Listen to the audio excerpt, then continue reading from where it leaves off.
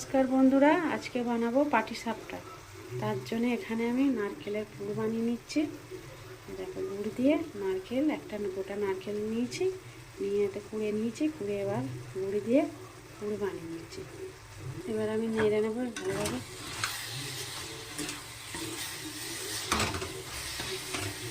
ভালোভাবে পুর বানিয়ে নিচ্ছি মিষ্টি মিষ্টি মতো।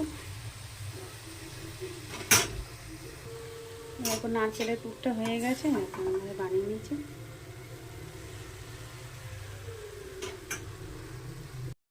দেখো বন্ধুরা, ব্যাটারটার মধ্যে 1.5 বাটি চালের গুঁড়ি দিয়েছি, আর এইখানে দিয়ে দেবো 1 বাটি ময়দা। এই বাটিটার 1 বাটি ময়দা, এই বাটির মেপেই আমি চালের গুঁড়ি দিয়েছি। এবার 1 বাটি ময়দা দিয়ে দেবো। এবার লবণ দিয়ে দেবো, মধ্যে পরিমাণ মতো লবণ দিয়ে দেবো। হাতার সাহায্যে ভালো করে মিশিয়ে নেব ময়দাটা। ব্যাটারটা যত ভালোভাবে মেশাবে তত পাটিসাপটাটা ভালো হবে। এরকমভাবে আমি বানিয়ে নিয়েছি।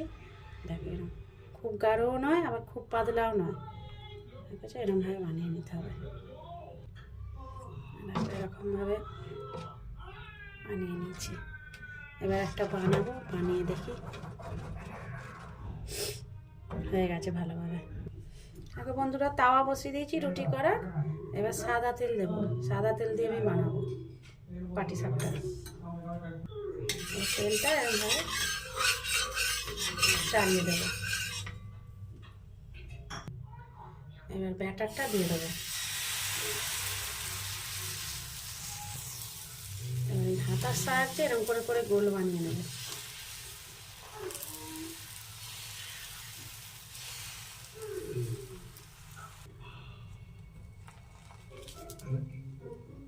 হয়ে গেছে, দেখো এবার ভালোভাবে হয়ে গেছে, সাইডগুলো ছেড়ে যাচ্ছে।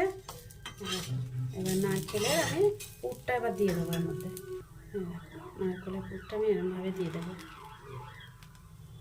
সাইড থেকে দেবো। দিয়ে দিয়েছি। এবার এরকমভাবে আমি ভাঁজ করে নেব। এইভাবে আমি ভাঁজ করে নেব।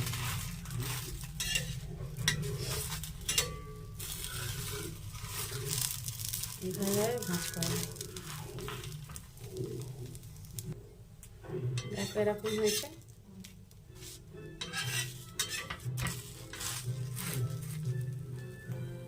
দেখো হয়ে গেছে, তুলে নেবো। তুলে নিচ্ছি। এবার একইভাবে আবার একটা বানিয়ে নেব।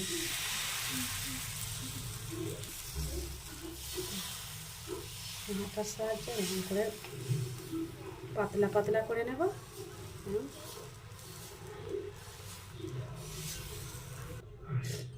তাও হয়ে গেছে এরকমভাবে, সাইডগুলো ছেড়ে গেছে। দিয়ে দেবো।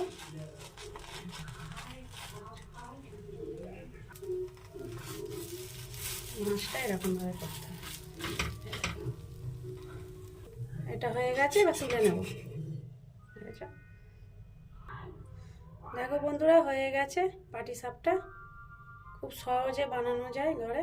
দেখো আমি যেরকমভাবে বানালাম, তোমরা বানাবে এরকমভাবে। শীতের সময় গরম গরম খুব ভালো লাগে।